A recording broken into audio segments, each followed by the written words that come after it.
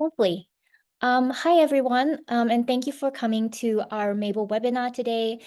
Today's webinar is titled From Worry to Confidence, How to Really Get Started with Independent Living, and our presenter today is Libby Ellis.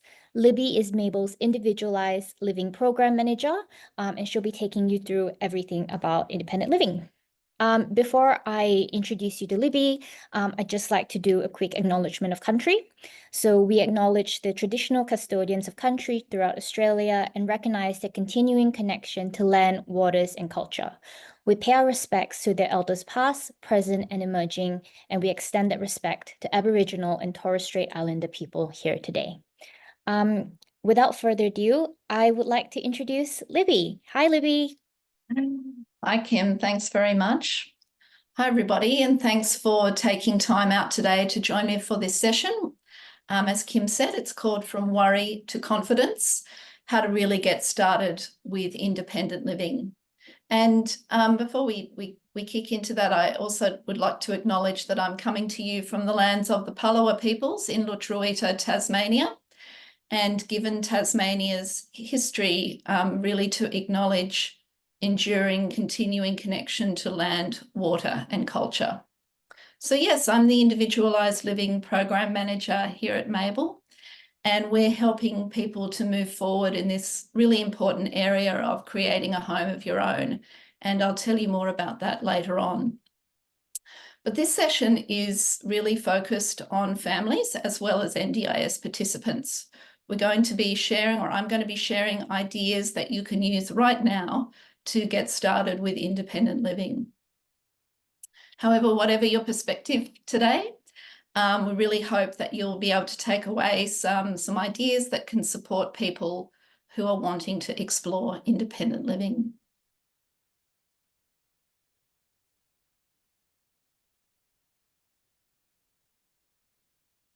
So I'm also a sibling, and this is a photo of me with my older brother, Matthew, at one of his team Christmas parties. And Matthew's 53 years old, and he's just a really great person. He's a nature lover, he's a water lover, he has a very silly sense of humour, and he has, what he gets up to in the week, he has a very small business or a micro enterprise called Bean to Green. And it's a soil enricher made from used coffee grounds. So he both makes and sells his Bean to Green soil enricher. Matt also has a significant intellectual disability, and he doesn't speak, although he's always communicating. He's also autistic. And we helped him move from institutional care into his own home before the NDIS. We didn't have a home for him to move to, and nor did we have the resources to buy one. So this took some time to achieve and to really take advantage of some policy changes before the NDIS that were happening in New South Wales. So I know that this is a really big, important and emotional issue. And when you add in the NDIS, it can often feel very difficult to move forward, a sense of feeling overwhelmed, perhaps not knowing where to start. So I've spent a good chunk of my working life supporting individuals and families in this area. And a key message that we hope you'll take from today is that through getting started, things unfold.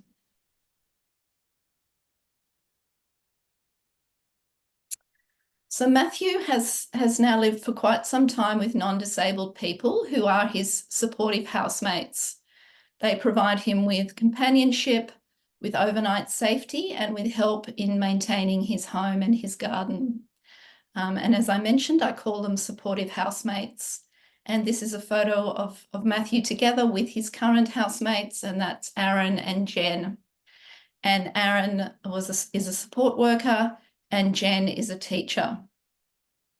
So we've been doing this for a while, and Matthew's had different kinds of housemates. Some of them have not had connection to the disability sector, but his current ones do. Matthew also has a team of support workers who come at different times of the day and help him live his life.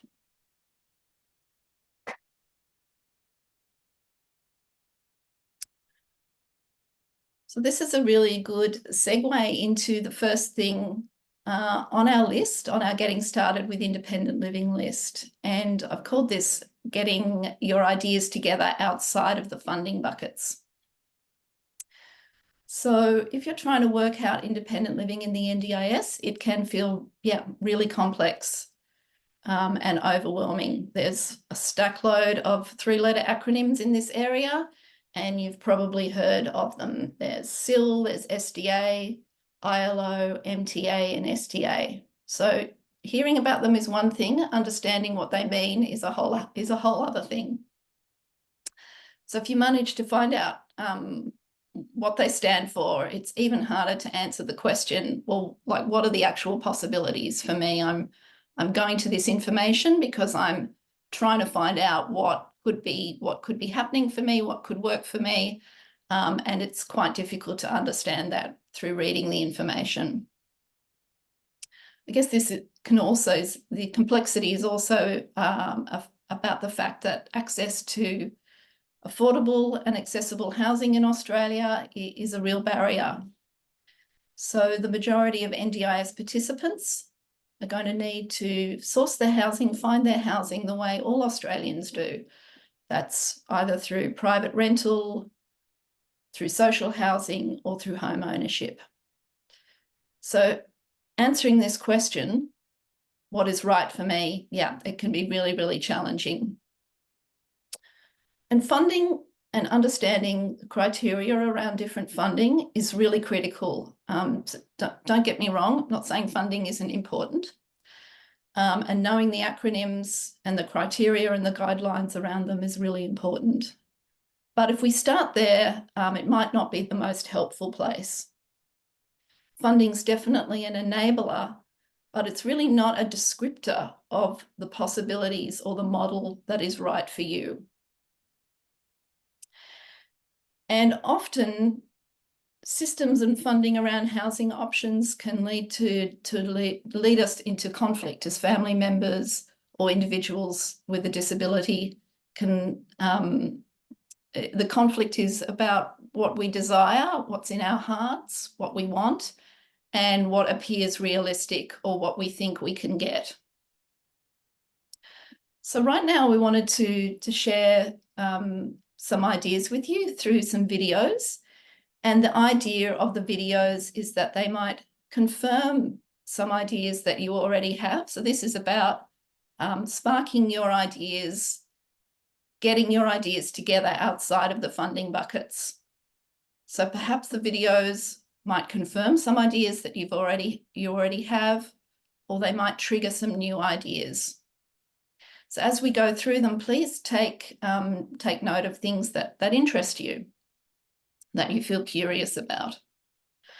The first video is of Blake, and like Matthew, is an example of living with others.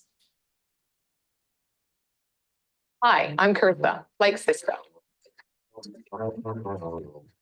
Blake lives independently now with 24/7 support, but we have had this vision for a long time and we weren't really sure that we'd be able to get here, and here we are, which is exciting. We started thinking about independent living for Blake around about 9 or 10 years ago. We had a circle of support that met to talk about Blake's future, and my sister and I went to a workshop with crew that Libby Ellis from Mable was presenting, and she spoke about her experiences with her brother Matthew. And it was really encouraging to see someone with similar abilities to Blake living in his own home. From there, we realised that that was actually possible for Blake to do as well. Hi, I'm Kathy. I'm Blake's house manager. I've been tasked with supporting the support workers in helping Blake and making sure that they have everything they need day to day so that Blake lives his best life, lives how he wants to be living in his home. So the setup here in this house is that Blake lives upstairs, and underneath there is a separate space for someone to live in, and there's also a studio space for an individual or couple to live in, and these become the property mates. Hello, my name is Zach, and I'm a support worker and housemate for Blake and Nori. I've definitely noticed a change with Blake when I first started working, his parents was living with him, and after a year they transitioned away, and then Blake had full-time support. And absolutely, you can tangibly tell the difference between before and after. Because Blake's really grown up in a lot of ways as well. As any person moves out of home, there's more responsibility that comes with that.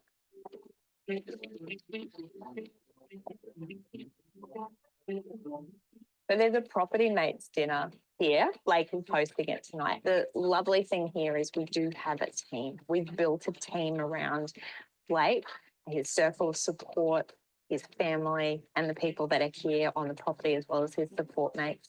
Blake moved into this house 4 years ago, it was the night before his birthday, so he got to wake up here on his birthday. Back then, Mum and Dad lived with him as well. Living independently has been great for Blake because he is able to be safe in his own space that's been created specifically for him. He's got support workers that can tailor his activities to his needs. And he's able to live an ordinary life away from living at home. So it's just like what any other man in their 20s would do. Having a resource where there's case studies is exactly what did help us. Going to a workshop where Libby was presenting is what made it all possible.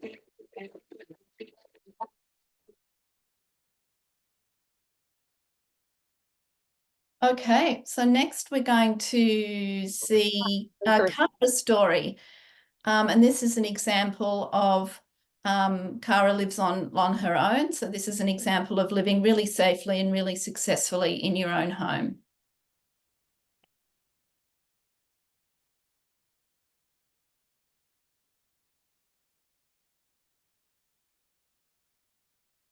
Hey, Kara. So this is your story. Let's read it together, shall we? I'm Kara. I live in my own home. I love relaxing, to sit on my couch and watch a bit of TV, and I love watching Gilmore Girls. My home is my place to relax. I love animals, especially dogs. I have my own dog. What's his name? I enjoy giving him a cuddle on the couch, giving him his food. I enjoy taking him for a walk. I take care of him. I'm good with computers. I love watching YouTube, especially sport. I love watching soccer, and my favourite team is Celtic. Yes, that's it. Yes. I often watch sport with my family. Sometimes I watch my brother play soccer. Okay. Not yet. No. One Celtic. Yes.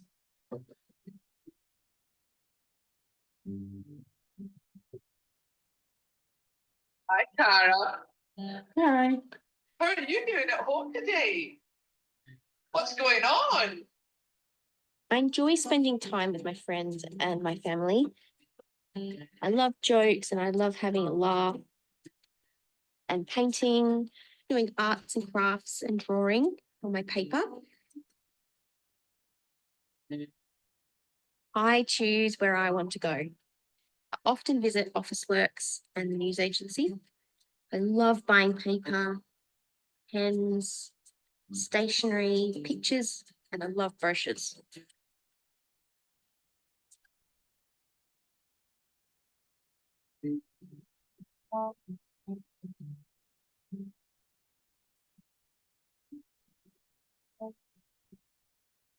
Home is so important to me. I choose what I do. I choose what I eat. In my home, I choose.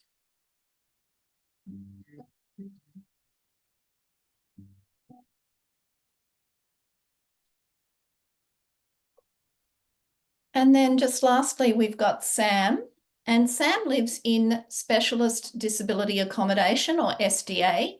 And this is an NDIS housing support. This is bricks and mortar that's paid for through the NDIS. But when you watch her video, you can think about a couple of things. Firstly, do you or your family member need any technology or any features in your home that will help you live more independently? And you can also think about whether you or your family member need highly accessible or specially designed housing. So do you need things in your home that are going to be difficult to find in a home, in just an ordinary home in Australia? Hi, I'm Sam, and I live in specialist disability accommodation. So specialist disability accommodation, that's what SDA stands for, and they are properties designed with specific needs in mind. So my home, which is the fully accessible, these are specially designed for people that have some mobility issues. The properties all have 0 stairs, easy accessible kitchens, accessible bathrooms, big wide doorways. So my doorways all stand at about 1.2 metres wide. So that can fit most wheelchairs through.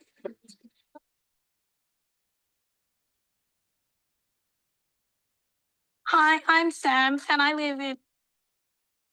Okay, so that hopefully, yeah, there's some ideas that are happening for you now, as I said, either ideas that you've already had or new ideas. So yeah, take a moment to reflect on those ideas. What do you think would work for yourself or your family member? Is there anything interesting in these videos? And if anybody wants to pop any thoughts into the chat, that would be terrific.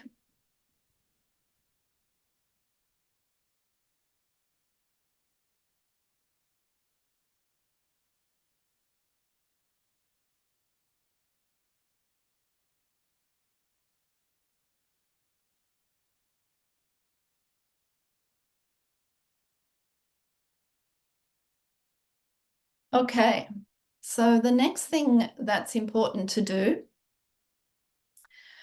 is to understand what good looks like in home and living support. So when you're trying to make decisions in this really complex area, it's really helpful to have something that helps you make good judgments. When you start looking at options, talking with providers, how will you talk about what's important to you and ask questions about how things work? How will you assess what's in front of you? How will you assess your options?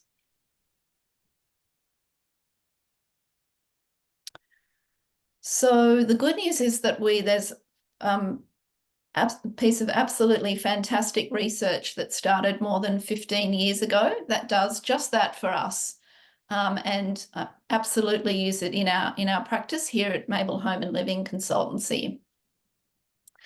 So we can take a good look at this. We'll take a good look at this information in a moment. So yeah, this research was started more than 15 years ago. It's by Curtin University in Western Australia, and it's really based on looking in depth at 130 individualised living arrangements in Australia. So that means looking at people like Blake, Cara, Sam, Matthew, and working out what were all the common things that made these living arrangements so successful and work so well for people. And I think we're going to share that. We have already shared that research with you.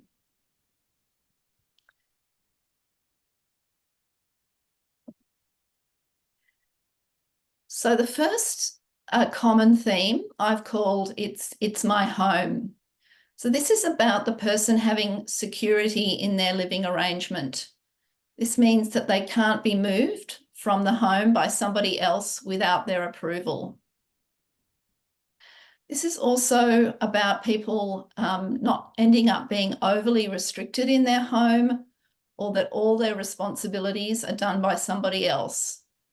So what good looks like in home and living is where people have ordinary responsibilities of a homeowner or a tenant, and they're supported and encouraged to take up those responsibilities and to learn about them.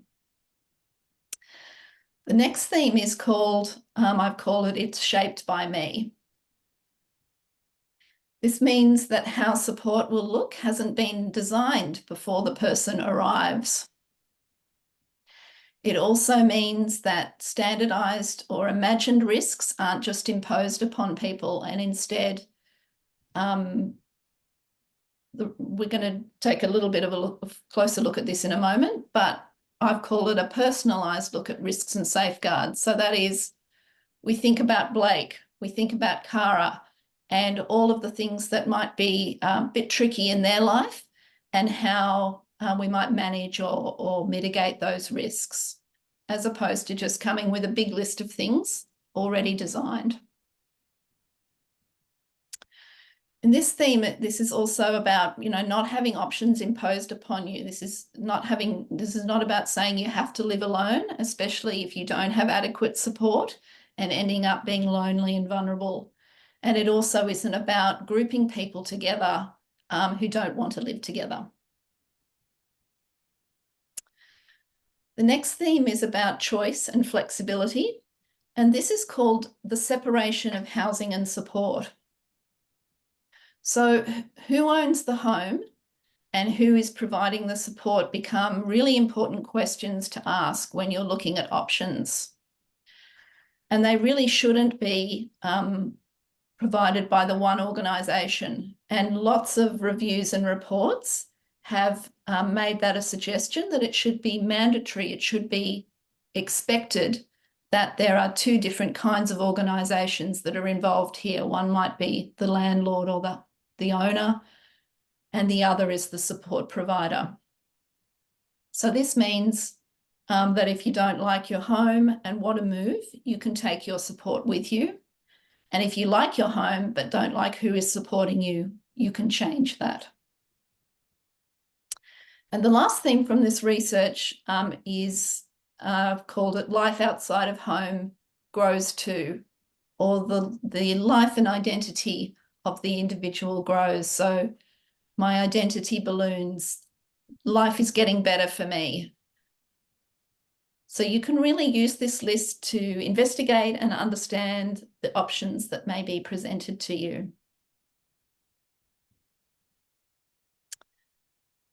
The next thing on our getting started list is about expressing worries. So it's really important to get our worries out into the world.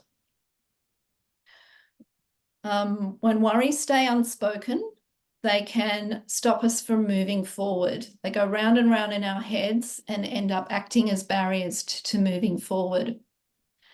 And the other really important thing about this is that our worries usually aren't things to dismiss. So they have a really practical impact. They usually signal possible risks to safety and well-being. We're worried about something because we don't want to be unsafe ourselves or our family member to be unsafe. We don't want things to collapse. We don't want big problems to happen. So this means if we can express them, we can turn them into safeguards. We can work through them and figure out, well, what would we need to put in place to lessen the chance of that happening, to prevent it happening, or to do something about it if it did happen. So if you remember when we looked at the research, it said that good practice in home support was about taking a really personalised look at risks and safeguards. And this is a way that you can get started on this right now. So I call this my what if list or my what if process. And the idea is that first you make a big list of all of the things that you're worried about. It doesn't matter, you just write them down. They can be big or small. And that is like the first column. Then you can start to answer the questions in the other columns. And we're going to take you through an example here.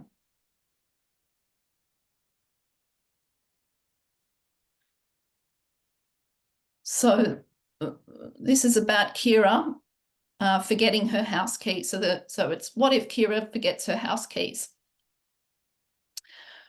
Well, she and her family have suggested that if we answer the next question, how could we lessen the chance of this happening? she and her family have suggested that Kira's morning supports check the spare keys in her bag before she goes out. And here we can also think about improvements to our initial ideas. So we could think about whether there's a lighter touch way to help Kira to learn this or prompt her. Is there a technology solution that could be here somewhere?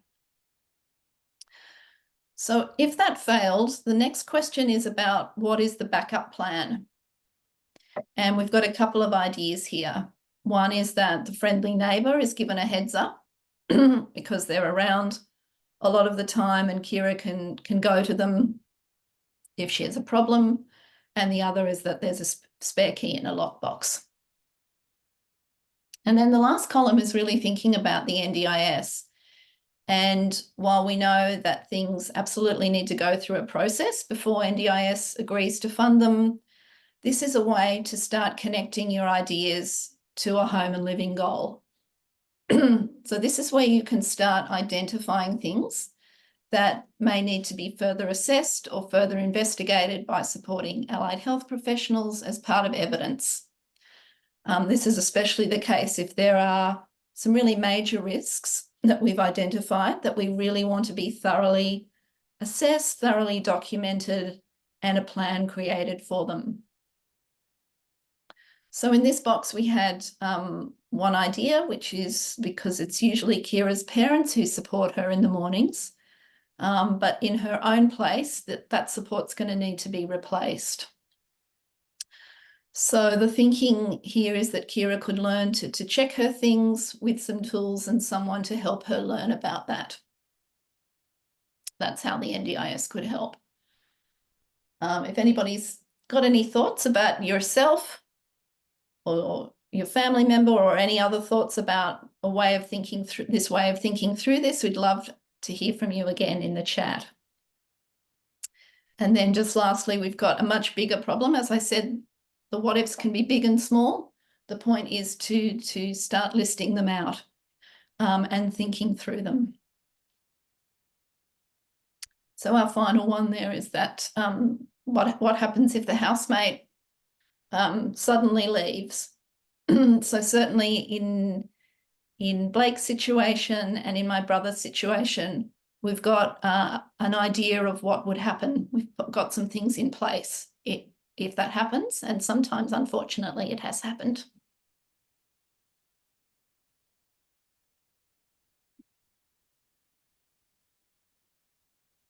Sorry, I'm just lost my slides.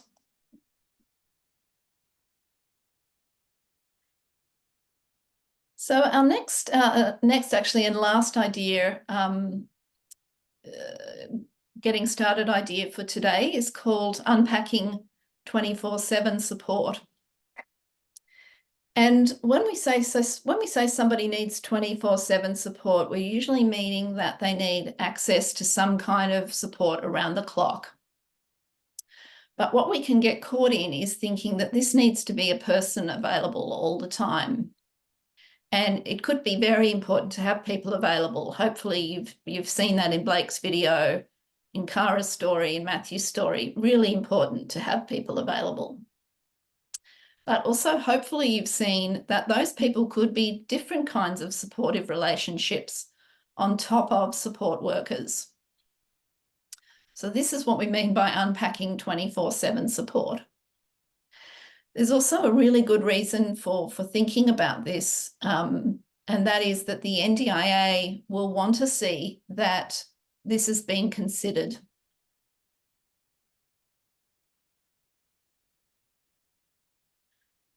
So it's important to think about the different ways that support could be provided and the person can still be safe. These might be things like learning new skills, technology, features in your home, or as we've mentioned, other kinds of supportive relationships. So just to give you an example, in this, we've listed here the sensory environment. This may be an item that might alter the environment for somebody, for example, mood lighting or climate control, music systems. And together, those things might enable someone to need reduced direct support time. So if you think about an example of somebody I know, so Dylan likes to move from room to room in his home, and he has really specific items available in those rooms. And actually, he'll do that quite contentedly for a period of time. He'll just, move from room to room, use the things that are in that room, and he doesn't need somebody in that room with him while he's doing that. He doesn't really need somebody checking on him. So this means that when we were thinking about how Dylan might have a supportive housemate model, we thought about, that Dylan, there might be a couple of nights where his housemates would be okay to be the only person in the house with him after dinner until bedtime, because essentially he needs somebody around, but he doesn't need somebody by his side all of the time. And he can, with the sensory environment set up for him, he can be quite content in his home for a couple of hours.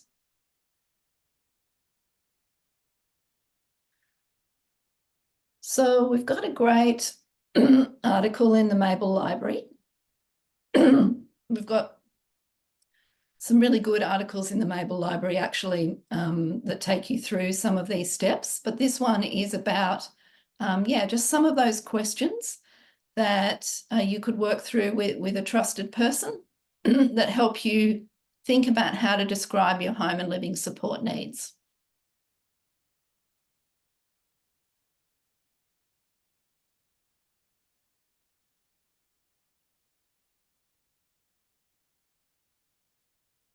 Okay. So just checking whether we had any questions. So yeah, let's have a look now at piecing some of these together in terms of options and where the NDIS currently comes in. So firstly, these are all, so what we're going to pull up here is all of the bricks and mortar options available for NDIS participants. So the first one, thanks Kim for brought up, is what we saw in the video that we saw in Sam's video, and that is specialist disability accommodation.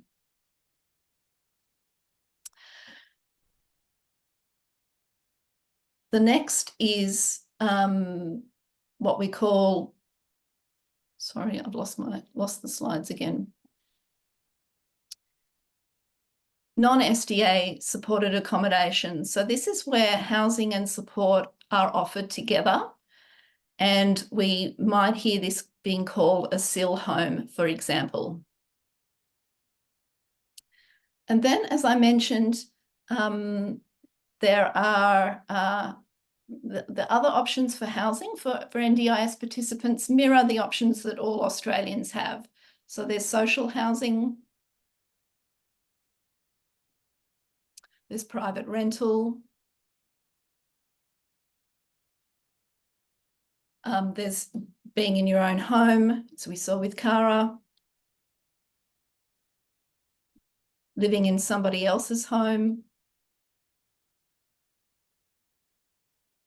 or being supported in your family home still, maybe with some separation.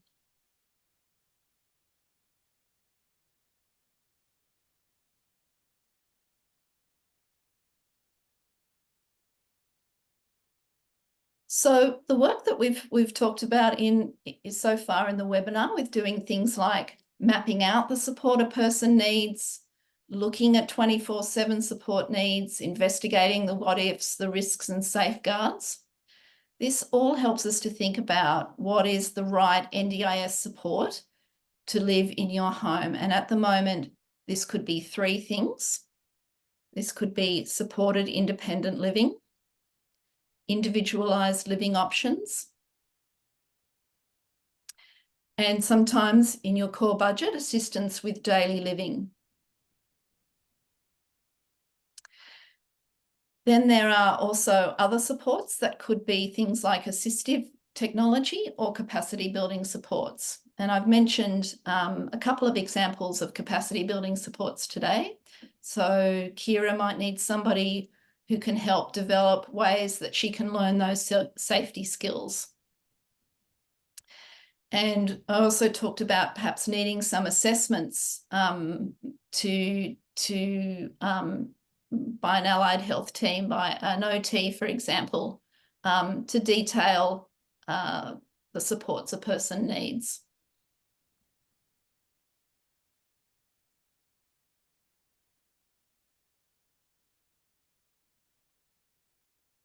So yeah, I wanted to introduce Mable Home and Living Consultancy to you. We've reached the end of our getting started suggestions, and I wanted to let you know that we can support you with these steps. In the video stories, hopefully you saw a really strong vision plus a support system. And we know that if you're going to initiate a change with the NDIA that involves more or new supports for home and living, the best way forward is to have a strong sense of your own vision, knowledge of the best NDIS pathway for you, and evidence to show eligibility. And our consultancy works with plan or self-managed participants to do that. We help you develop your vision so it can be easily communicated. We help outline that model of support that will work best for you, which includes that work on your what ifs, the areas of risk and safeguards that are needed. We work through in detail what your hour by hour and other support needs are, and think through those questions about how best your support can be provided. Then we take a look at all those NDIS bits and figure out with you what's the best way forward and who and what you're going to need to bring that together. So then that's about bringing everyone and everything together so that you're really on the front foot with the NDIS home and living application process.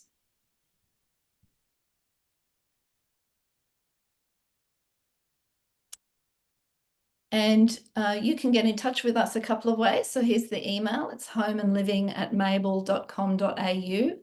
And I think we might also share, you'll get this slide deck. So we'll share all the links afterwards as well. But I think we've also got a link to a form that you can complete to make a time to talk to me.